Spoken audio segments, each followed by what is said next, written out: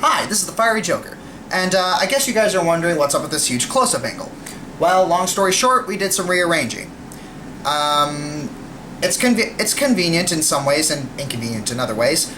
Conveniences, nice 50-inch TV right here, couch right here. So yeah, inconveniences, this angle, if you guys want to think about it that way. If you guys like this angle, I'll keep it, but if not, I'll figure something out. I don't want to use this angle for the filming of my actual videos. No, it's way too close. Alright, two questions I've been getting frequently are, one, what class would I add to Team Fortress 2 if I could? What nationality would it be, and what gameplay would it have? I really don't think I could. I really don't think I could add a class to Team Fortress 2 and have it be good. It's all the classes are really, really well-rounded, and all their personalities are pretty varied and interesting. So I really don't think that Valve could add a 10th class. It's if they could, well, it's Valve. It's like they made a lot of good decisions with the game already. So maybe they could pull it off. I'm not sure. But the thing is, it's like, what nationality do you make it? Do you make him British? Well, we kind of already have a Scotsman, and we kind of already have a sophisticated guy, the Spy, so I'm not entirely sure that you could do that. Maybe a Japanese person? Or anybody Eastern Asian? Maybe, I don't know. Could you do someone from the Middle East? Probably won't go over too well politically. I don't know. It's just I really don't think they could. Really don't think they could. Second question I've been getting a lot is, what do I think of the Grumpy Cat movie? Okay, for those of you that don't know, I think Grumpy Cat is the worst meme ever. Alright, on one hand, I like to remain optimistic about things. I don't like to judge things until I try them. So, for all I know, this could be a good movie. This could be like a fun family flick. It could very well be funny. On the other hand, the premise is very dumb. I mean, Grumpy Cat movie. The first thing that comes to my mind when I think of that is Garfield. And we all know how good those movies were. Kind of want Nostalgia Critic to review that one too. Anyways, Grumpy Cat movie. Probably gonna see it. I don't really have my hopes high for it, but it could still turn out good. Alright, time to get to some user questions. Since the TV is right behind me, I thought I'd put it up on there so I don't have to grab my iPad or my sketchpad. Or my tiny little black book. Or my medium-sized black book. Alright, first question comes from username BroT. What is your opinion on fanfiction? Well, there's a lot of bad, self-indulgent, poorly written sex scene fanfiction. 50 Shades of Grey. On the other hand, there's a lot of good fanfiction out there. You just have to sift through a lot of the crap to find it, but it's still out there. The thing is about fanfiction is that I consider it a legitimate art form.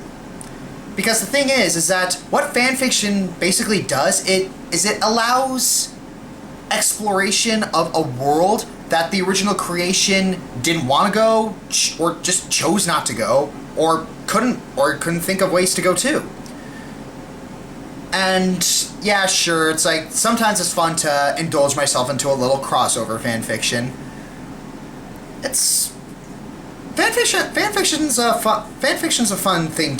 Fanfiction's fun to read. It's like sometimes you get some really fun ones, like crossing Dragon Ball Z with Avatar. That one was I think I remember that one. That was pretty fun. It was actually kind of well written, honestly.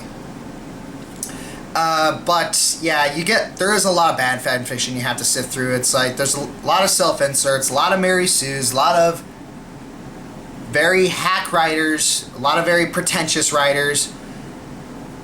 But still, it's worth it for those, like, emotion, like those things that challenge your sense of right or wrong, those things that come up with some very creative scenarios.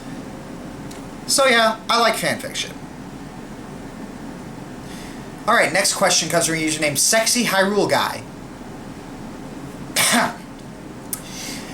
Would you give Okami another chance if it was ported to the Wii U using the tablet for brushstrokes? Well, that would fix one of the problems that I had with Okami, which was the gameplay.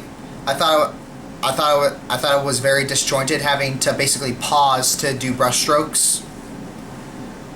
On the other hand, the problems with the story would still be there, the problems with the structure would still be there, and the problems with the boss rushes would still be there.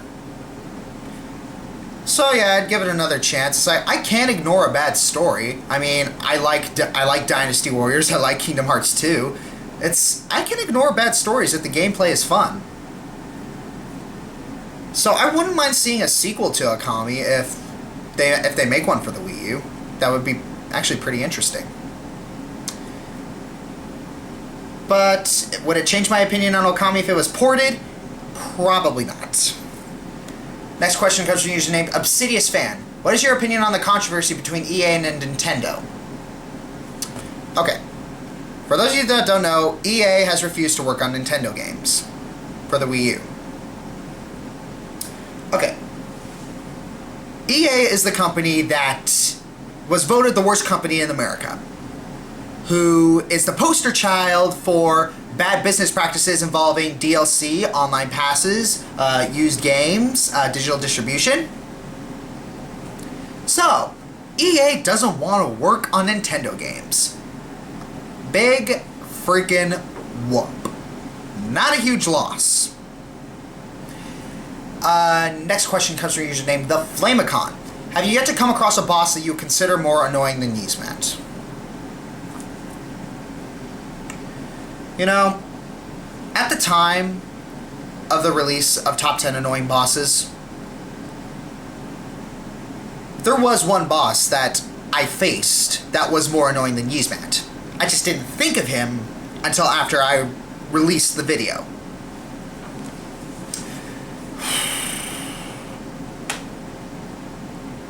He had everything I hated in a boss battle.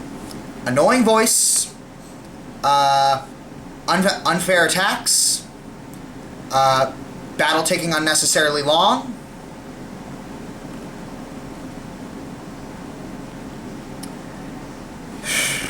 he wasn't really that difficult, that was the thing. The battle just took freaking forever.